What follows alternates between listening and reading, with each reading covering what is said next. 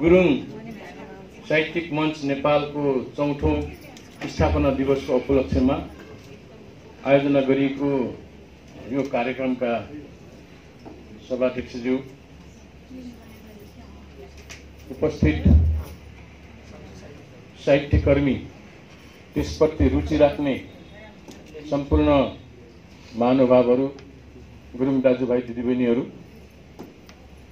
कलाकर्मीहरू, सबैलाई मेरो तर्फबाट र अहिले म सम्बद्ध अखिल नेपाल आदिवासी जनजाति महासङ्घको तर्फबाट यहाँ सबैलाई म चाहिँ हार्दिक अभिवादन र छ्याजलो पक्राउन चाहन्छु। त्यही कारण मलाई यो कार्यक्रममा निमन्त्रणा दिने यो संस्थाका अध्यक्ष गौरी गुरुङजी र उहाँको सबै टिमलाई पनि म धन्यवाद दिन चाहन्छु। र कार्यक्रमको बीचमा एउटा पुलको काम गर्ने हाम्रो सञ्चारकर्मी, कलाकर्मी, कवि हाम्रो छम गुरुङ, त्यसरी चाहिँ गुरुङ सुशान्त, यी दुई भाइहरूलाई पनि म धन्यवाद दिन चाहन्छु।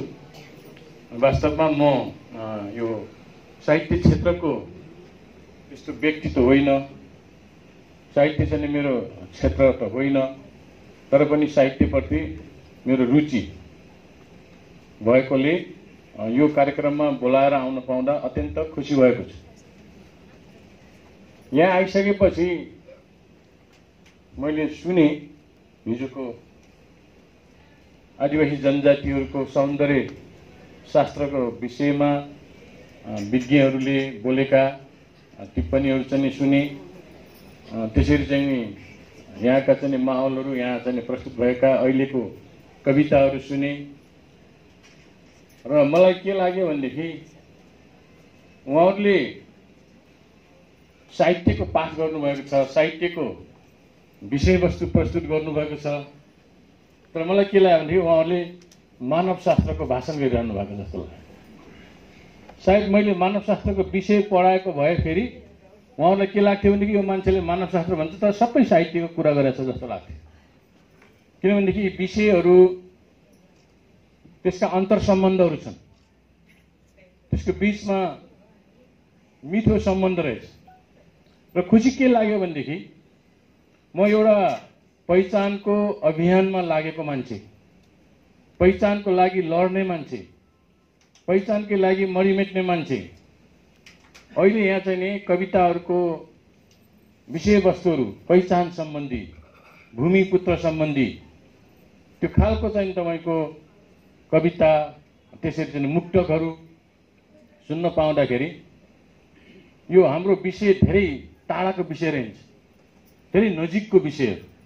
मानवशास्त्र पढ्ने हामी चाहिँ नि कविता साहित्य चाहिँ तपाईँको सृजना गर्नेहरूको बिचमा धेरै चाहिँ सामिप्यता छ। त्यस कारणले एउटा महान दार्शनिकले के भनेको थियो भनेदेखि ग्रेट माइन्ड्स वर्क टुगेदर, है, जसको विचार मिल्छ त्यो जुनसुकै चाहिँ क्षेत्रको भए पनि त्यसको चाहिँ तपाईँको कुरो, त्यसको गाँठी कुरो एउटै हुन्छ। त्यो समाजलाई हेर्ने दृष्टिकोण, त्यसले चाहिँ तपाईँको जीवन र जगतलाई हेर्ने दृष्टिकोण र त्यसका विषयवस्तुहरू मिल्दा जुल्दा हुन्छ। त्यसकारणले हामी चाहे साहित्यको फिल्डको क्षेत्रको मान्छे हौँ, चाहे चाहिँ नि मानवशास्त्र विषयको हौँ, चाहे चाहिँ नि त्यो अर्को शिक्षाशास्त्रको होस् अथवा भौतिक शास्त्रको होस्, तर हाम्रो विषय, हाम्रो चाहिँ विषयको केन्द्रबिन्दु मानव जगत नै हो, मानव समुदाय नै हो। फरक फरक दृष्टिकोणले हामीले एउटै चिजलाई हामीले हेरिराखेका हुन्छौँ। फरक फरक चाहिँ तपाईँको दृष्टिकोण, फरक फरक एउटा विधिहरू, विज्ञानहरू, शास्त्रहरू अपनाएर पनि चिजलाई हेर्ने हाम्रो चाहिँ एउटै चाहिँ विषयवस्तु चाहिँ हुन्छ। त्यही अर्थमा ग्रेट माइन्ड्स वर्क टुगेदर भन्ने खालको विद्वानहरूको चाहिँ त्यो कथन आएको होला। अब मलाई के लाग्छ भनेदेखि हामी गुरुङहरू प्रापूर्व कालदेखि नै हामी मौलिक संस्कृतिको धनी हाम्रो समुदाय, हाम्रो समाज हो।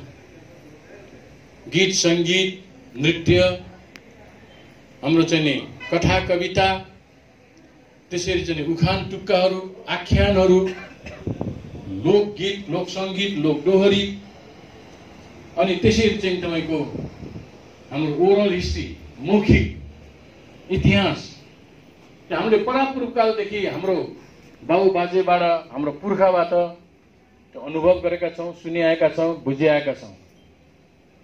त्यस कारणले त्यो स्टेज पार गरेर अहिले हामी साहित्यको क्षेत्रमा हामी चाहिँ तपाईँको उग्लेका रहेछौँ।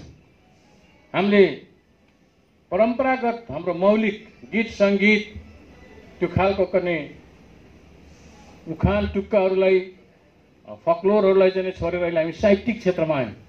अलि सफिस्टिकेटेड साहित्य भनेको चाहिँ तपाईँको सामान्य लोक कथाहरूभन्दा त्यो अलिकति माथिको चाहिँ तपाईँको त्यो विधि हो। चिजलाई हेर्ने दृष्टिकोणमा अलि परिष्कृत, अलि सुसंस्कृत, अलि विकसित विधि हो साहित्यको क्षेत्र। अब हामी चाहिँ त्यसै गरी चाहिँ तपाईँ यी चिजहरूलाई हेऱ्यौँ, हाम्रो विषयवस्तुहरू करिब मिल्दाजुल्दा भए, हामी पहिचानको कुरो गर्छौँ, हामी उत्पीडनको कुरो गर्छौँ, हामी आफ्नो भाषा संस्कृति संरक्षणको कुरो गर्नेप्रति लाग्यौँ। अब त्यो चाहिँ तपाईँको संरक्षण सम्वर्धन गर्ने परीक्षा अब आएको छ। पहिचानको परीक्षण गर्ने चाहिँ समय आएको छ र त्यो परीक्षणको लागि हामीले अलिकति चाहिँ तपाईँको जसरी चाहिँ तपाईँको गीत सङ्गीत साहित्यको क्षेत्रमा हामी परिचित हुन गयौँ, अब हामी अलिकति राजनीतिको क्षेत्रमा पनि हामी चाहिँ तपाईँको परिचित हुने, अलिकति चाहिँ तपाईँको त्यसमा सुसूचित हुने, हाम्रो चेतनाको स्तर बढाउने र समाजलाई हेर्ने दृष्टिकोणमा अझै व्यापकता, अझै चाहिँ तपाईँको गहिराई, अझै चाहिँ तपाईँको गहिरो किसिमले हेर्ने चाहिँ दृष्टिकोणहरू हामीले अप्नाउनु पर्छ। मैले भने यसको लागि तपाईँहरू सबै बधाईको पात्र हुनुहुन्छ। जसले चाहिँ पुरस्कार जित्नुभयो, प्रथम दोस्रो हुनुभयो, तेस्रो हुनुभयो, उहाँहरू त बधाईको पात्र त्यसै पनि हुनुभयो।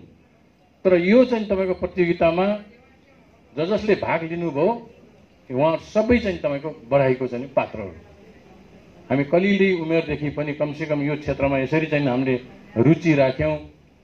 हामीले चाहिँ आफ्नो चाहिँ अन्तरात्माका कुराहरूलाई चाहिँ लेखनद्वारा, साहित्यको मार्फत जनसमाजमा, जनस्तरमा त्यसलाई अभिव्यक्त गर्ने, त्यसलाई प्रकाश गर्ने, त्यसलाई व्यापकीकरण गर्ने, सार्वजनिक गर्ने, त्यसलाई सामाजिकरण गर्ने जुन किसिमको अभियान सुरु भएको छ त्यो एकदम राम्रो चाहिँ तपाईँको कुरो। र नवयुवा युवती चाहिँ सर्जकहरू, यसका गाइड गर्ने हाम्रो तीर्थजी जस्ता, चन्द्रजी जस्ता, सुशान्त भयो, हाम्रो झम जस्ता युवा पिँढी हुनुहुन्छ, उहाँहरू सबै चाहिँ बधाईको चाहिँ पात्र हुनुहुन्छ र सङ्गठनका चाहिँ अध्यक्ष लगायत सबै चाहिँ तपाईँको बधाईको पात्र हुनुहुन्छ।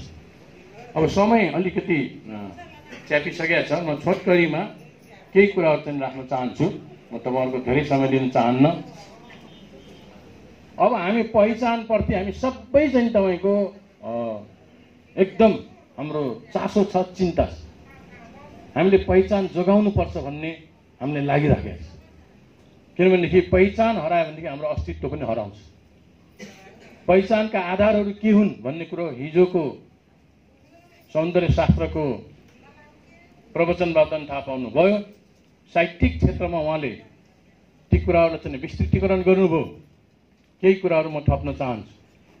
हाम्रो आफ्नो पहिचान हाम्रो आफ्नो भाषामा बन्छ। हाम्रो पहिचान हाम्रो भूगोलसँग जोडिएको छ। पहिचान हाम्रो इतिहाससँग जोडिएको छ, भूमिसँग जोडिएको छ, हाम्रो संस्कृतिसँग जोडिएको छ, हाम्रो सभ्यतासँग जोडिएको छ। पहिचानको अर्को अर्थ संस्कृति हो, सभ्यता।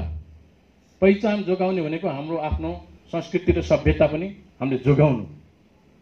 त्यसकारणले त्यो पहिचानलाई हामीले संस्कृतिसँग तुलना गर्छौँ। तर यहाँका हिन्दू शासकहरू, हिन्दू शासकका मतियारहरू, हिन्दू वर्ण व्यवस्थामा आशा राख्ने र हिन्दू वर्ण व्यवस्थालाई चाहिँ मान्ने, चाहे त्यो बाहुन छेत्री होस् अथवा हाम्रै समुदायको चाहिँ होस्, उनीहरूले पहिचानलाई जातसँग जोडेर हेर्छ।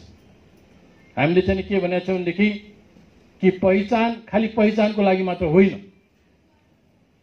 पहिचान त दिएको छ, 59वटा जनजातिको सूचीकरण गरेर पहिचान दिएको छ। राज्यले के भन्छ, तिमीहरूको पहिचान त छ नि त। लोसरमा यो खालको चाहिँ सार्वजनिक कार्यक्रमहरूमा, विवाहबारीहरूमा, अन्य चाडपर्वहरूमा गुन्यु चोलो लगाएर है विभिन्न खालका जनजातिका चाहिँ नि गहना गुडियाहरू लगाएर, छोटो कछार के अरे हाम्रो के अरे भोटो लगाएर, भाङ्रा लगाएर, टोपी लगाएर त हिँडेको छ। त्यही त हो नि तिमीहरूको पहिचान। त्यस कारणले पहिचान त हामीले दिइसक्यौँ भन्ने खालले उनीहरू त्यसरी व्याख्या गर्छ। तर पहिचान पहिचानको लागि मात्र होइन। थियो एउटा जमाना पहिचान भए पुग्ने। हामीलाई चाहिँ राजनीतिक चेतनाको चाहिँ त्यति जानकारी थिएन, त्यसप्रति हाम्रो सरकार थिएन। पहिचान पुगे हुन्छ भन्ने खालले मात्र सोच्थ्यौँ। हाम्रो भाषा संस्कृति धर्म संस्कारको मूल्य मान्यता जोगिए मात्र हुन्छ भन्ने खालले हामीले त्यो खालले सोच्थ्यौँ। तर जब जनजाति महासङ्घको महासचिव भएँ, मलाई के कुराको ज्ञान भयो भनेदेखि पहिचान आफै जोगिँदैन र पहिचानलाई यो देशको राज्य सत्ताले, यो देशका चाहिँ हिन्दू शासकहरूले जोगाउन पनि जोगाउँदैन। उनीहरू पहिचान मेट्नै खोज्छन्। त्यो पहिचान मेट्नको लागि सबभन्दा पहिला हाम्रो भाषामा उनीहरूले चाहिँ अतिक्रमण गरेका छ। 1932 सालमा चन्द्र शमशेरले जब नेपाली खस भाषालाई नेपालको राष्ट्रिय भाषाको रूपमा मान्यता दियो, त्यसपछि हाम्रो भाषामाथि बलात् हस्तक्षेप भएको छ। हाम्रो भाषा धरापमा पर्यो। त्यसकारणले भाषाद्वारा हिजोको कुरो हो, भाषा खालि चेतनाको स्टार गर्ने एउटा माध्यम मात्र होइन, भाषा विचारको आदान प्रदान गर्ने एउटा माध्यम पनि हो। भाषासँग विचार पनि जोडिएको हुन्छ। कुन भाषा बोल्ने मान्छेको विचार के हुन्छ भन्ने कुरो त्यो भाषा बुझेपछि मात्रै हुन्छ। नेपाली खस भाषा सिकेर हामीले हाम्रो विचारहरूको आदान प्रदान गर्न सक्दैनौँ। हिजो पनि हाम्रो साथीहरूले भन्नुभयो कि यति गाह्रो हुन्छ कि भाषालाई शाब्दिक अर्थमा, साहित्यिक अर्थमा त्यसलाई चाहिँ अनुवाद गर्न अति नै गाह्रो हुन्छ। त्यसकारणले त्यो आफ्नो मातृभाषा नभइकन त्यो कुरो बुझिँदैन। त्यसकारणले भाषा अत्यन्त महत्त्वपूर्ण। अर्को अतिक्रमण भएको क्षेत्र धर्म। हामी प्रकृतिवादी, हामी जनजाति आदिवासीहरू, त्यसपछि हामी बुद्धमार्गीहरू भयौँ। तर हाम्रो धार्मिक अधिकारमाथि पनि हस्तक्षेप भएको छ। 1910 को मुलुकी ऐनले नेपाललाई हिन्दू राज्य घोषणा गर्यो। हिन्दू धर्म संस्कृतिकै आधारमा नेपाललाई चाहिँ विभिन्न जात जातिमा वितरण गरेर जाति व्यवस्थै नभएको, समानतामा आधारित भएको हाम्रो समाज जस्तो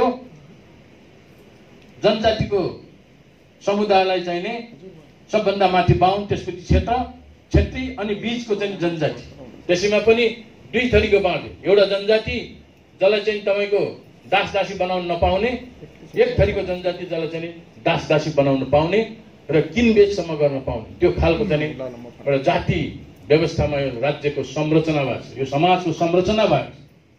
त्यसबाट हाम्रो चाहिँ हिन्दू संस्कृति, हिन्दू धर्म हामी माथि चाहिँ थोपरियो, भाषा थोपरियो, हाम्रो मूल्य मान्यता थोपरियो। बिस्तारै बिस्तारै अनि हामी आफ्नो पहिचानहरू गुमाउँदै जान लागेको चाहिँ इतिहास त्यहाँबाट सुरु हुन्छ। त्यसकारणले पहिचान जोगाउनु अत्यन्त आवश्यक छ। हामी को हौं, हामी चाहिँ तपाईको हामीले आफूलाई के ठान्छौं, अरूले हामीलाई के ठान्छौं, त्यो बारेमा चाहिँ तपाईको हामीले चाहिँ तपाईको सोचेर आफ्नो पहिचान जोगाउन आवश्यक छ। तर मैले भने पहिचानको लागि मात्र होइन, पहिचान अधिकारको लागि।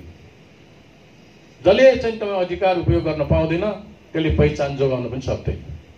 अधिकार उपयोग गर्नको लागि राज्य सत्तामा हाम्रो हस्तक्षेप हुनुपर्छ, राज्य सत्तामा हाम्रो प्रतिनिधित्व हुनुपर्छ।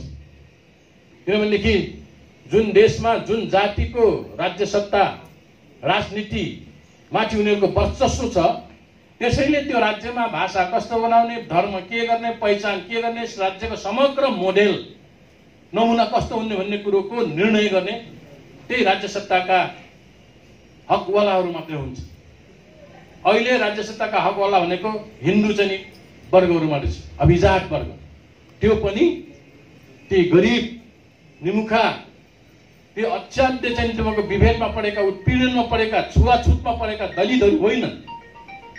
सम्भ्रान्त भन्ने, आफूलाई उच्च जातिको भन्ने अहङ्कारवादी पहाडीय चाहिँ ब्राह्मण क्षेत्रीको चाहिँ तपाईँको हातमा राज्य सत्ता छ। ब्राह्मण क्षेत्री भन्दाखेरि सबै बाहुनलाई म चाहिँ कहिले पनि गाली गर्दिनँ, किनभनेदेखि हामी जस्तै उत्पीडनमा परेका बाहुन क्षेत्री पनि छन्, तर उनीहरू के आधारमा छन् भने व्यक्तिगत आधारमा त्यो खालको उत्पीडनमा छन्। समग्र बाहुन समग्र क्षेत्री समुदाय उत्पीडनमा होइन, समग्र त उनीहरू के भन्थे तपाईँको शासक समुदायमा पर्छन्, तर पनि शासक समुदायमा उनीहरू परेको हुनाले कहिलेकाहीँ हामीले बाहुन क्षेत्री भन्दाखेरि त्यो सानो चाहिँ तपाईँको पहाडको कुनामा बसेको गुरुङको चाहिँ तपाईँको भेडा चढाएर बसेका, गुरुङको हलो जोतेर बसेका बाहुन क्षेत्री समेत पनि पर्छन् कहिले कहिले, तर उनीहरूलाई भने होइन, व्यक्तिगत रूपमा कसैप्रति चाहिँ मेरो दुरागरी छैन, आग्रह पूर्वाग्रह पनि छैन। तर समग्रमा हेर्दाखेरि त्यो खालको जुन हिन्दू वर्ण व्यवस्थामा आधारित सबै कुरो मै जान्ने छु, मै सुन्ने छु, सबै हक अधिकार मैले नै चाहिँ तपाईँको सम्हाल्न सक्छु र राज्य सत्ता सञ्चालन गर्ने एकाधिकार प्राप्त चाहिँ मठाधीशहरू हामी नै हो, म नै हो भन्ने खालको जुन ब्राह्मणहरू छन्, त्यो सोच छ, त्यो शैली छ, त्यसको चाहिँ हामीले कडा विरोध चाहिँ गर्नुपर्छ। र त्यस्तो खालको सोच शैली भनेको पहाडीय चाहिँ जातीय अहङ्कारवाद बोकेका बाहुन क्षेत्रमा पाइन्छ समग्रमा, र त्यसको शिकार हामी गुरुङहरू पनि भएको छ। कतिपय चाहिँ तपाईँको हाम्रा चाहिँ गुरुङ दाजुभाइ दिदीबहिनीहरू पनि के छ भनेदेखि त्यही सिको गरेर हामीलाई अर्को गुरुङभन्दा ठुलो देख्ने, अर्को गुरुङभन्दा माथिको देख्ने, अर्को गुरुङभन्दा चाहिँ तपाईँको एकदम वरिष्ठ देख्ने, त्यो खालको प्रवृत्ति, त्यो खालको सोच शैली र त्यो खालको व्यवहार हामीमा पनि सरेको छ। त्यो हाम्रो आफ्नो मौलिक होइन, हामीले चाहिँ सिकेको। त्यसकारणले यो भत्काउनको लागि हामीले राज्य सत्तामै हस्तक्षेप गर्नुपर्छ। पहिचानको आधारमा सङ्घीय राज्यहरूको निर्माण हुनुपर्छ। पहिचानको आधारमा समावेशी र समानुपातिक समाजको निर्माण हुनुपर्छ। त्यसकारणले त्यो चाहिँ समानुपातिक समावेशी समाजको निर्माण गर्ने, पहिचान सबैलाई चाहिँ दिने र नेपालको जुन किसिमको विविधता हो त्यो विविधतालाई समायोजन गरेर एउटा सिङ्गो चाहिँ बलियो नेपाल राष्ट्रको विकास गर्ने राज्य व्यवस्था भनेको सङ्घीयता हो। सङ्घीयता भनेको विविधतालाई समायोजन गर्ने, समन्वय गर्ने राज्य व्यवस्था हो।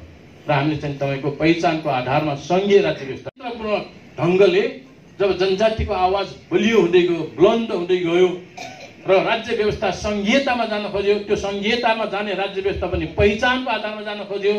आत्मनिर्णयको अधिकारले आदिवासी जनजातिहरूको अधिकारलाई अग्रस्थानमा राख्यो। प्राकृतिक स्रोत सम्पदा माथिको हाम्रो अधिकारलाई सुनिश्चित गर्न खोज्यो। त्यो स्टेजमा चाहिँ संविधान बन्न खोजेपछि यो देशका चाहिँ तपाईँको ती हिन्दू कथित उच्च जातिका शासकहरूले आदिवासी जनजातिहरूको मागलाई र आदिवासी जनजाति लगेतका उत्पीडित समुदायहरू, मधेसीको माग, दलितहरूको माग, महिलाहरूको मागलाई सम्बोधन गर्ने भनेदेखि त हामी त अधिकार चाहिँ तपाईँको विहीन जस्तो हुन्छ। हाम्रो अधिकार हात काटेर दिए जस्तो हुन्छ भनेर बरु संविधान सभा नै विघटन गर्यो, संविधान जारी गरे। त्यो खालको चाहिँ स्थिति यहाँ सबैलाई थाहा छ। अनि पहिचानको अपव्याख्या गर्न थाले, पहिचानको कुव्याख्या गर्न थाले। पहिचान भनेको जात हो, जातको आधारमा राज्य व्यवस्था बाँड्न सकिन्न भन्ने खालको भ्रमहरू दिन थाले। पहिचानलाई जातसँग तुलना गर्न थाले। अनि चाहिँ तपाईँको संविधान सभालाई नै विघटन गरेर अर्को चुनाव ल्याए। अर्को चुनाव चाहिँ ल्याएपछि विभिन्न जाल अतिक्रम गरेर चाहिँ तपाईँको पहिचानवादीहरूलाई हराइदिए संविधान सभा। अलिअलि जितेका आदिवासी जनजातिका जुन प्रतिनिधिहरू हुन् उनीहरू पनि किन बेचमा परे, उनीहरूको मन्त्रमा परे, गायत्री मन्त्र सुने उनीहरूले र ती शासकहरूकै दौडमा समातेर त्यसकै फेरो समातेर घुम्न सक्ने जतिलाई उनीहरूले छाने, टिकट दिए, जिताए पनि।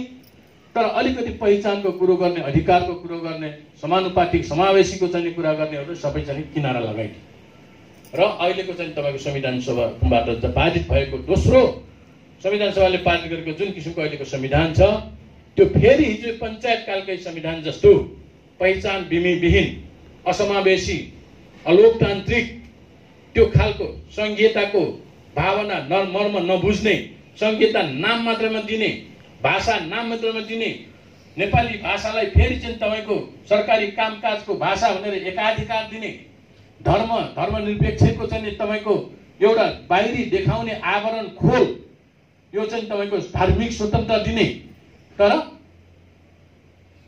धार्मिक स्वतन्त्रता धर्मनिरपेक्षता भनेको सनातन धर्मको चाहिँ तपाईको रक्षा गर्नु भनेर त्यस्तो खालको व्याख्याहरू टिप्पणीहरू थप्नु र नेपाललाई फेरि पुरानै चाहिँ तपाईको हिन्दू धर्मतिर फर्काउने, हिन्दू राज्यतिर फर्काउने कुचेष्टा गरेको यो संविधान भएको हुनाले यो संविधानलाई आदिवासी जनजातिहरूले स्वीकार गर्न सकेनन्।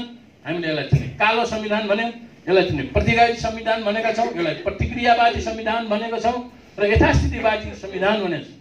यसले आदिवासी जनजातिहरूको पहिचान जोगाउन सक्दैन, त्यो दिएको पनि छैन, भाषा जोगाउन सक्दैन, संस्कृति कला केही पनि जोगाउन सक्दैन। त्यसकारणले यो संविधान हुनु र नहुनुमा कुनै किसिमको चाहिँ फरक छैन।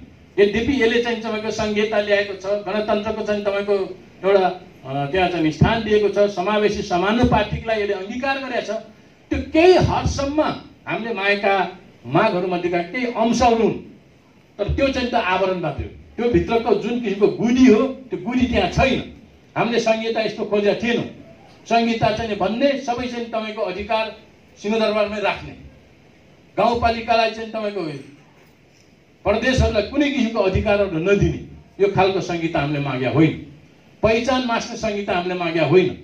संहिताको नाममा जनजातिलाई अनेक किसिमको चाहिँ नामाकरण गरेर जनजातिलाई फुटाउने, थारूलाई छुट्टै सूचित गर्ने, ससाना चाहिँ तपाईको संख्या भएका आदिवासी जनजातिहरूलाई अल्पसंख्यकमा विभाजन गरेर अल्पसंख्यकको नामाकरण दिएर सानो एउटा गाउँपालिकाको एउटा सदस्यमा चाहिँ तपाईको नियुक्ति गरेर जस्तो दिने, अनि उनीहरूको जुन आदिवासी जनजातिमा पाउनु पर्ने अधिकार त्यो सबै खोजिदिने, भूमिप्रतिको अधिकार खोजिदिने, पहिचानको अधिकार खोजिदिने, समानुपातिक समावेशीको अधिकार खोजिदिने, त्यो खालको संहिता हामीले माग्या होइन। हामीले माग्या त्यो स्वशासन स्वायत्त क्षेत्रहरू, त्यो चाहिँ तपाईको यो कुनै पनि संविधानले अहिलेको धारामा चाहिँ हामीले चाहिँ पाउँदैनौँ। त्यसकारणले यो खालको अवस्था आएको हुनाले हामीले आदिवासी जनजातिको पहिचानको आन्दोलनलाई अहिलेसम्म पनि निरन्तरता दिएका छौँ। पहिचानमा हाम्रा जनजातिहरू धेरै लडे, हामी गुरुङहरू पनि धेरै लड्यौँ। बौद्धिक हिसाबले, राजनीतिक चाहिँ नेतृत्वको हिसाबले गुरुङहरू राम्रा मान्छेहरू छन्, धेरै मान्छे छन्, ठुल्ठुला मान्छे पनि छन्। र यो देशको आदिवासी जनजातिहरूले के आशा गरेका थिए भनेदेखि गुरुङहरूले नै आदिवासी जनजातिहरूको नेतृत्व गर्न सक्छ, यो आन्दोलनको नेतृत्व गरेर अधिकार दिलाउन सक्छ भन्ने खालको आशाहरू चाहिँ तपाईँको अरू जनजातिहरूलाई थिए। ६२-६३को जनआन्दोलनको बेला हामीले त्यो खालको पृष्ठभूमि, त्यो खालको विश्वास, त्यो खालको जनमत हामीले सिर्जना गरेका थियौँ। तर अफसोस दोस्रो संविधान सभाको निर्वाचन पनि पछिको संविधान र त्यसपछि बनेको सरकार र त्यसपछि प्रतिनिधित्व गर्ने संविधान सभा र संसदमा प्रतिनिधित्व गर्ने गुरुङका सबै चाहिँ तपाईको ती प्रतिनिधिहरू, ती सांसदहरू र शासन सत्ताका वरिपरि बसेका हाम्रा गुरुङहरूले त्यो खालको भूमिका निर्वाह गर्न सकेन। उनीहरूले खुट्टा कमाए, खुट्टा छोडिदिए। उनीहरू चाहिँ तपाईको पद प्रतिष्ठा, व्यक्तिगत आफ्नो दलको स्वार्थप्रति अलिक बढी चाहिँ तपाईको बढी नै चाहिँ ढल्किए र हामीलाई आन्दोलनमा सडकमै छोडेर उनीहरू अहिले शासन सत्तामा पुगेका छन्। मैले तपाईँलाई नाम लिइरहनु पर्दैन, भनिरहनु पर्दैन, है कि बेसारलाई कोट्याएर चाहिँ तपाईँ देखाइरहनु पर्दैन। त्यस्ता खालका हाम्रा गुरुङहरूको अग्रजहरूले हाम्रो पहिचानको आन्दोलनलाई धोका दिएका छन्, आन्दोलनप्रति गद्दारी गरेका छन्। हिजो पहिचानको आधारमा तमुवान बन्नुपर्छ भन्ने लडाईँ चर्को थियो। तमुवान हाम्रो चाहिँ तपाईको पहिचानको आधारमा यो तमुवान प्रदेशभित्र बस्ने सबै आदिवासी जनजातिहरू, थकाली, मनाङ्गे, दुरा, यहाँको चाहिँ चेपाङ, यहाँका छन्ट्यालहरू, त्यसपछि मनाङका जाने गुरुङहरू सबैले तमुवानलाई स्वीकार गरेका थिए। इभेन नन तमुवानहरू, नन गुरुङहरू, बाहुन छेत्रीले पनि अलिक प्रगतिशील विचार राख्ने, तमुवान राख्दाखेरि केही फरक पर्दैन भन्ने खालको जनमतको चाहिँ निर्माण भएको थियो। र यहाँ चाहिँ तपाईको यो एउटा मात्रै प्रदेश थियो जुन प्रदेशलाई तमुवान भन्नमा कसैको आपत्ति रहेन, जुन प्रदेशको राजधानी पोखरामा बनाउनमा कुनै किसिमको कसैको आपत्ति भएन। तर सरकारले रातारात हाम्रै तमुवानका नेताहरूलाई पनि, हाम्रै तमुका चाहिँ विद्वानहरूलाई पनि या किनेर गरे या चाहिँ प्रभावमा पारेर गरे। पहिचान भनेर लड्ने तमुका नेताहरू, तमुका विद्वानहरू तमुवानमा पहिचानको सान्दर्भिकता देख्न खोजे, बिर्से। उनीहरू के भन्न थाले भनेदेखि तमुवानमा त अब तमुवानको पहिचानको चाहिँ सन्दर्भ गयो, सान्दर्भिकता छैन। किनभनेदेखि यहाँ चाहिँ तपाईँको मगराट पनि जोडियो, गण्डकीमा चाहिँ धौलागिरी चाहिँ जोडियो, त्यसरी चाहिँ तपाईँको गुल्मीका केही भागहरू जोडिए। त्यस कारणले अब त जनसङ्ख्याको हिसाबले तमुवान त चाहिँ के पऱ्यो भने अल्पमत भयो।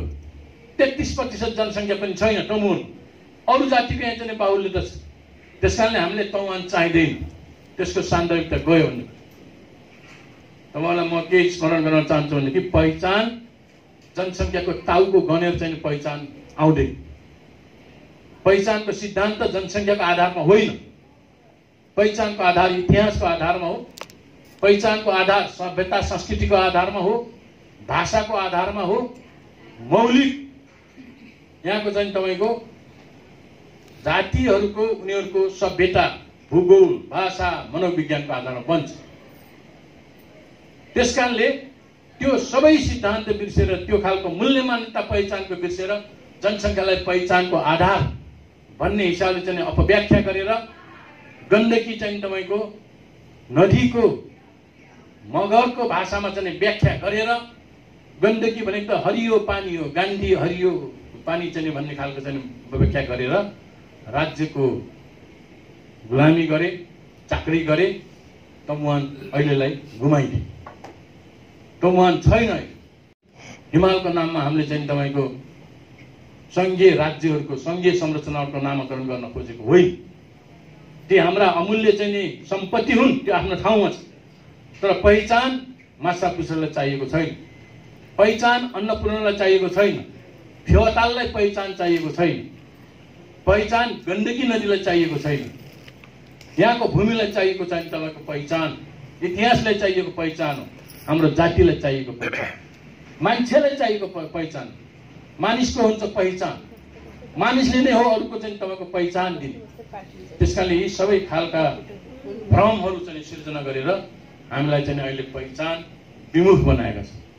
पहिचानबाट हामी पछि हट्यौँ कि जस्तो छ। र अहिले पहिचानको आन्दोलन, राज्य सरकारको विभेद, उत्पीडन, अन्याय, अत्याचार, शोषण त छँदैछ पहिचान हराउनेमा। तर पहिचान यसरी गुम्नुमा हामी आफै पनि स्वयं जिम्मेवार छ। हाम्रै अग्रजहरू, हाम्रै चाहिँ बुद्धिजीवीहरू, हाम्रै अगुवा पनि जिम्मेवार छ। त्यसैले अब मेरो चाहिँ तपाईँको आग्रह के भनेदेखि अब हामीले हाम्रो आफूलाई पनि ऐना हेरेर, साहित्यमा भन्छ नि त, साहित्य भनेको त ऐना हो भनेछ। अब साहित्यको ऐनामा हेर्ने हो कि राजनीतिको ऐनामा हेर्ने हो कि समाजशास्त्रको ऐनामा हेर्ने हो अथवा के को ऐनामा हेर्ने? हामीले त्यो ऐना हेरेर हामीले हाम्रो चाहिँ तपाईँको फेरि जुन हिजोको चाहिँ साहित्यिक कुरोमा आएको थियो, हाम्रो जुन बिग्रेको ठुल हामीले चाहिँ तपाईँको फेरि तिखार्नु पर्ने स्थिति आइरहेको छ। यही अर्थमा हो कि सुशान्त गुरुङले अब हाम्रा लेख रचना, हाम्रा चाहिँ तपाईँको कवि कथा कवितामा पनि आक्रोशका भावहरू झल्किनु पर्यो। त्यो आक्रोश भनेको कसैलाई गाली गर्ने आक्रोश होइन, कसैप्रति रिसिभी गर्ने आक्रोश होइन। त्यो आक्रोश भनेको हाम्रो आफ्नो लागि, आफ्नो अधिकारको लागि र अधिकार खोज्नेहरूप्रति। त्यो अधिकार खोज्नेहरू राज्य सत्ताका पहाडी अहङ्कारवाद, जातीय अहङ्कारवाद बोकेका, ब्राह्मणवादी सोच बोकेका ती वर्ग समुदाय त, ती शासकहरू त छँदैछन्। तर हाम्रै समाजमा भएका हाम्रा अग्रजहरू जसले हामीलाई झुक्क्याए, अल्मलाए, हामीलाई चाहिँ तपाईँको एकदम भ्रममा पारे, त्यस्ताको विरोधमा पनि आक्रोशहरू पोख्ने चाहिँ दिनहरू आए। त्यसकारणले हामीले अब चाहिँ तपाईँको ठुँड तिखार्ने, हाम्रा कथा कविता लेख रचना साहित्यमा हाम्रो चाहिँ तपाईँको आक्रोश भनेको विद्रोह, विद्रोहको पनि भावना त्यसमा झल्कियोस्। त्यसमा चाहिँ जुन किसिमको एउटा चाहिँ तपाईँको महिलाप्रति हिंसा भएको छ, हाम्रो जनजातिप्रति भाषाको चाहिँ तपाईँको एउटा भनौँ न भाषा चाहिँ हराउने, लोप गराउने खालको एउटा चाहिँ षड्यन्त्र भएको छ, धर्म संस्कार मेटाउने षड्यन्त्र भएको छ, हाम्रो चाहिँ प्राकृतिक स्रोत सम्पदा माथिको हाम्रो अग्राधिकार खोज्ने चाहिँ षड्यन्त्र भएको छ, अनि हाम्रो स्वशासन स्वायत्तता र हाम्रो चाहिँ तपाईँको सङ्घीयतामाथि, गणतन्त्रमाथि ठुलो चाहिँ आघात पुग्ने खालको षड्यन्त्र भएको छ। त्यसप्रति पनि चाहिँ तपाईँको आक्रोश, त्यसप्रतिको विरोध चाहिँ विरुद्धमा चाहिँ विरोध चाहिँ का आवाजहरू उठ्नुपर्छ। त्यस कारणले पहिला पहिला गीत गाए जस्तै अब त हामी त राजनीतिक कर्मीहरूले, राजनीति गर्नेहरूले राजनीतिक आवाज बोकेर साहित्यमा बोक्ने चाहिँ साहित्यकारहरू, कलाकर्मीहरूले साहित्यमा आफ्नो कलाकृतिहरूमा ती चाहिँ तपाईँको आवाजहरू बोकेर, गीत गाउनेहरूले गीत सङ्गीतको चाहिँ आवाज बोकेर, समग्र चाहिँ तपाईँको उसमा सडकमा हिँड्नेहरूले पनि त्यसप्रतिको ताली बजाएर त्यो ताली बोकेर पनि हामी चाहिँ तपाईँको फेरि हामी चाहिँ पहिचानको आन्दोलनमा हुमिनेछौँ। त्यस कारणले पहिला भन्थे नि त, गाउँ गाउँबाट उठ, बस्ती बस्तीबाट उठ, है जसले गीत गाउँछौ बाजा लिएर बस्छ, लेख्नेहरूले कलम लिएर उठाउने, जस्तो अब लेखक साहित्यकारहरूले कलम लिएर उठ्ने पर्ने चाहिँ तपाईँको स्थिति आइरहेको छ। त्यस कारणले हाम्रो सौन्दर्यता, हाम्रो चाहिँ तपाईँको जुन किसिमको साहित्यको मर्म हो, साहित्यको विषयवस्तुहरू यतापट्टि पनि चाहिँ तपाईँ जानुपर्छ। सबै चाहिँ यसमा लाग्न नसक्लान्, तर लाग्न सक्नेले चाहिँ तपाईँको यसमा पनि यस्ता खालका सन्देशहरू हामीले चाहिँ तपाईँको दिनु जरुरी छ, सम्प्रेषण गर्न जरुरी छ, लेख्न जरुरी छ। लेख्न त पढ्नुपर्छ, पढ्न जरुरी छ। हाम्रा छोरीछोरीलाई हामीले चाहिँ पढाउने प्रति पनि बढी चाहिँ तपाईँको एकदम कोसिस गर्नुपर्छ। र हाम्रा छोराछोरीहरूले पनि अब पढ्ने पुस्ताले फेरि पनि चाहिँ गर्नुपर्छ। त्यस कारणले एक दिन फेरि पनि चाहिँ तपाईँको पहिचानको आन्दोलन त्यो मरिसकेका छैन, हराएको छ, बिलाएको छ, त्यसलाई चाहिँ तपाईँको शिथिल बनेको छ, त्यसलाई सुसुप्त अवस्थामा छ। त्यसलाई फेरि चाहिँ तपाईँको रिफ्रेस गर्ने, त्यसलाई ताजकीकरण गर्ने, त्यसलाई चाहिँ थप चाहिँ बल प्रदान गर्ने र त्यसमा भएका चाहिँ तपाईँको जे जे कमी कमजोरी पाठ पूर्जाहरू छन् त्यसलाई फेर्ने, है त्यसमा तेल हाल्नु छ भने तेल हालौँ, है के गर्नु चाहिँ तपाईँको आवश्यक छ त्यो अनुसार गरेर आफ्नो समीक्षा गरेर पहिचानको आन्दोलनलाई अगाडि बढाउनुपर्छ भन्ने मेरो चाहिँ तपाईँको तपाईँहरूसँग आग्रह छ। र अब हामी अहिलेको राज्य व्यवस्थामा जुन किसिमको धाँधली, जुन किसिमको चाहिँ तपाईँको एउटा खालको अस्तव्यस्तता आएको छ, अस्थिरता आएको छ, सङ्कट आएको छ, यसप्रति पनि सचेत हुनुपर्छ। त्यो साँच्चै राज्य व्यवस्थाले हाम्रो चाहिँ पहिचान जोगाइदिन्छ? साँच्चै के यो राज्य व्यवस्थाले हाम्रो अधिकार चाहिँ स्थापना गर्छ? हामीले सामान्य हिसाबले, राजनीतिक हिसाबले सोच्छौँ यो केपी ओली साह्रै ल्याउँ, यसको ठाउँमा झलनाथलाई ल्याउँ, यसको ठाउँमा प्रचण्डलाई ल्याउँ, अथवा काङ्ग्रेस ल्याउँ, अथवा चाहिँ जसपा ल्याउँ, त्यो हुँदाखेरि हुन्छ भन्ने खालको जुन किसिमको यहाँ चाहिँ राजनीतिकमा हाम्रा नेता भनौँदाहरूले जुन किसिमको अलमल पारेका छन् त्यो सब भ्रम, त्यो तपाईँ हामीलाई भ्रममा पार्ने हाम्रो। त्यस कारणले हामीलाई सङ्घीयता, त्यस कारणले सङ्घीयता सहितको जनगणतन्त्र, हिजोको गणतन्त्र अहिले गणतन्त्र छ, तर त्यो चाहिँ तपाईँको कुनै अधिकार, जनताको कुनै अधिकार नभएको गणतन्त्र छ। त्यस कारणले उत्पीडितहरूको चाहिँ अधिकार, उत्पीडितहरूको चाहिँ तपाईँको त्यहाँ प्रतित्व हुने खालको जनगणतन्त्रको आवश्यकता छ, सङ्घीयताको आवश्यकता। सङ्घीयता मास्न खोजेका छन्, सङ्घीयता चाहिँ तपाईँको यसलाई चाहिँ तपाईँको सबै हराउन चाहिँ लखेट्न खोजेका छन्। सङ्घीयता नै नेपाली विविधताको समायोजन गर्ने, समन्वय गर्ने एउटा राजनीतिक व्यवस्था हो। यद्यपि यो व्यवस्था नै अन्तिम र सबैभन्दा उत्कर्ष संसारमा त होइन, म त्यो पनि भन्छु, तर नेपालको सन्दर्भमा जसरी विविधता छ, जसरी यहाँको चाहिँ तपाईँको सबै खालको चाहिँ तपाईँको एउटा विविधतापूर्ण समाज छ, त्यसलाई समन्वय गर्न चाहिँ सङ्घीयता। त्यस कारणले जनगणतान्त्रिक सङ्घीयताको एउटा पक्षमा वकालत गरौँ, त्यसको पक्षमा मतदान गरौँ, त्यसको पक्षमा हाम्रा चाहिँ आवाजहरू चाहिँ तपाईँको अभिव्यक्त गरौँ, हाम्रा लेख रचनाहरू चाहिँ तपाईँको हामी त्यसमा चाहिँ तपाईँको केन्द्रित गरौँ र हाम्रा मान्छेहरूलाई, हाम्रा जातिहरूलाई, हाम्रा समुदायहरूलाई, गुरुङलाई मात्र होइन, यो क्षेत्रमा बस्ने, यो देशमा बस्ने सम्पूर्ण उत्पीडित समुदायहरूलाई चाहिँ तपाईँको हामीले त्यो खालको सन्देश दिनु सक्छौँ। किनभने पहिचान उत्पीडित समुदायलाई पहिचान, यहाँ के हुन्छ नि गुरुङको होइन त्यो मगरको पहिचान भने हाम्रो पहिचान खै भनेर चाहिँ तपाईँको बाहुन छेत्रीहरू कुरिरहन्छ र हामीले तिम्रो पनि छ पहिचान भन्छ। तर वास्तवमा संसारमा यो चाहिँ पहिचानको आन्दोलन ल्याउनेदेखि शासकहरूलाई पहिचानको आवश्यकता हुँदैन। शासकहरूले पहिचानको खाँचो कहीँ पनि महसुस गर्दैन र पहिचान जनतासँग माग्दैन, उनीहरू त उल्टो हामीसँग मागे। एकचोटि मैले के भनेदेखि तिमीलाई त दलितको पहिचान पनि तिमीलाई नै चाहियो, किनभनेदेखि अलिकति सेवा सुविधा दलितले पायो भनेदेखि त त्यसैको रिस गर्ने, त्यसैको दाह गर्ने, दलितै हुन खोज्ने। त्यस कारणले दलितको पहिचान पनि उनलाई चाहियो, मुस्लिमको पहिचान उनलाई चाहिएको छ, जनजातिको पहिचान उनलाई चाहिएको छ। त्यो खालले चाहिँ तपाईँ यहाँका शासकहरू एकदम हरेक क्षेत्रमा उनीहरू चाहिँ आक्रामक तरिकाले आइरहेछन्। कोही ठाउँमा ललाएर फकाएर झुक्काएर पनि चाहिँ आइरहेछन्, कोही ठाउँमा चाहिँ तपाईँको कानुनको सहारा लिएर यहाँको सेना प्रहरीहरूको पुलिसहरूको सरकारी कर्मचारीहरूको बलको आधारमा धन पैसाको आधारमा षड्यन्त्रको आधारमा हरेक हिसाबले उनीहरूले चाहिँ तपाईँको पहिचानलाई मेटाउँदै पहिचानलाई नाच्दै चाहिँ गइरहेछन्। यस अर्थमा पहिचानको चाहिँ आन्दोलन र इतिहास पहिचानको आन्दोलन कसरी सुरु भयो, अहिले कुन अवस्थामा छ, राज्यले के गर्यो, पहिचानलाई कसरी बुझ्यो, हामीले के बुझाउन सकेनौँ, हाम्रो कमी कमजोरी कहाँ रह्यो र पहिचान खास के हो, हामी किन चाहिँ तपाईँको पहिचान भन्दै लडिराखेका छौँ भन्ने खालको मैले चाहिँ धेरै ठाउँमा भाषण गरेँ, धेरै बोलेँ र कसैले त्यसको बारेमा लेखिदिए पनि हुन्थ्यो भन्ने खालले चाहिँ तपाईँको धेरै आग्रह गरेको हुनाले मैले यो जनजाति मुक्ति आवाजमा पहिलो उसमा नेपालमा चाहिँ जनजाति पहिचानको एउटा चाहिँ तपाईँको मूल्याङ्कन गरेर लेख लेखेको छु। तपाईँ जसलाई चाहिँ तपाईँको पढ्न इच्छा छ पढ्नुहोस् भन्छु म, सबैले एकचोटि पढ्नुहोस्। जनजाति आन्दोलनको पहिचानको आन्दोलनको इतिहास बुझ्नु चाहिँ तपाईँलाई इच्छा लाग्छ भने चाहिँ पढ्नुहोस्। म भन्छु सबैले त्यो पढ्नै पर्छ र थाहा पाउनै पर्छ, अनि मात्रै आन्दोलन र लडाइँ गर्न सकिन्छ। बिना ज्ञानको चाहिँ आन्दोलन हुँदैन। त्यस कारणले भए पनि त्यो कमजोर हुन्छ, हामीले तर्क गर्न सक्दैन, हामीले छलफल गर्न सक्दैन। त्यस कारणले ती कुराहरूलाई पनि मनन गरेर यो चाहिँ तपाईँको जनजाति मुक्ति आवाज मैले लिएर राखिदिएको छु। जसलाई चाहिँ तपाईँको लिन मन लाग्छ उहाँले चाहिँ तपाईँको त्यहाँ लिन सक्नुहुन्छ। हाम्रो अध्यक्षज्यूसँग चाहिँ सम्पर्क गर्नुहोस्।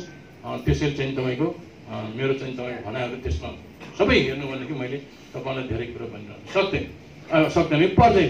त्यस कारणले म अहिलेको समयको अवस्था पनि त्यस्तै छ, अहिलेको चाहिँ तपाईँको स्थिति परिस्थिति पनि त्यस्तै छ।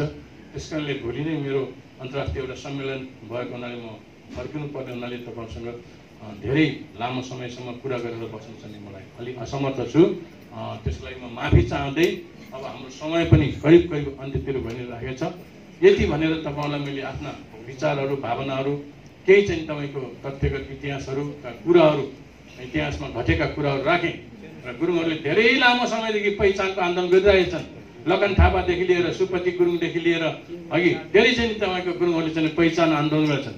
त्योभन्दा पहिला चाहिँ इस्ट इन्डिया कम्पनी बेलायतसँगको लडाइँमा पनि गुरुङहरूले चाहिँ अग्रपङ्क्तिमा लडेर चाहिँ तपाईँको उनीहरूले शहादत प्राप्त गरेका कथाहरू चाहिँ त्यसका व्यथाहरू हाम्रा चाहिँ कलाकर्मी भाइ बहिनीहरूले चाहिँ सुनाउनु भयो। अघि वंशु गुरुङ, झागल गुरुङ, नाथो गुरुङ, प्रहलादहरू जस्ता, त्यसपछि चाहिँ तपाईँको त्यति बेलाको अङ्गद घलेहरू जस्ताले तिनीहरू यद्यपि नेपालको लागि लडेका शासकहरूको लागि हाम्रो लागि लडेनन् शासकको लागि, तर उनीहरू चाहिँ एउटा राष्ट्रियताका लागि लडेका, आफ्नो देशको नेपालको स्वतन्त्रता बचाउनको लागि लडेका थिए शासकहरूको अङ्ग्रेजहरूको चाहिँ विरुद्ध। त्यस कारणले त्यस्ता कथाहरू कविताहरू जानेका कथाहरू पनि हाम्रो नानीहरूले चाहिँ कविता मार्फत है यहाँ चाहिँ प्रस्तुत गर्नुभयो। म तपाईँलाई धेरै धेरै धन्यवाद दिन चाहन्छु। इतिहासका कुराहरू बुझ्न अत्यन्त चाहिँ तपाईँको जरुरी छ, त्यो ज्ञानवर्धक छ। हामी इतिहासकै धरातलमा उभिएका छौँ, इतिहास नै केही निर्माण गर्दैछौँ। त्यस कारणले त्यतापट्टि चाहिँ तपाईँहरूको ध्यान जाओस् भन्ने धेरै मेरो चाहिँ शुभकामना दिँदै यो कार्यक्रम आयोजना गर्ने तमु साहित्यिक मञ्च नेपाल र यसका अध्यक्ष लगायत सम्पूर्ण टिमलाई, काठमाडौँ आएका सबै चाहिँ साथीहरूलाई म धन्यवाद चाहिँ तपाईँको दिन चाहन्छु र तपाईँहरूलाई फेरि पनि आन्दोलनकै क्रममा कहीँ न कहीँ पोखरामा सडकमा भेटौँला अथवा चाहिँ यस्तै खालको सभा हलमा भेटौँला। त्यो भेट्ने चाहिँ तपाईँको फेरि चाहिँ तपाईँको म वाचा गर्दै तपाईँसँग बिदा हुन्छु। हस्, धन्यवाद।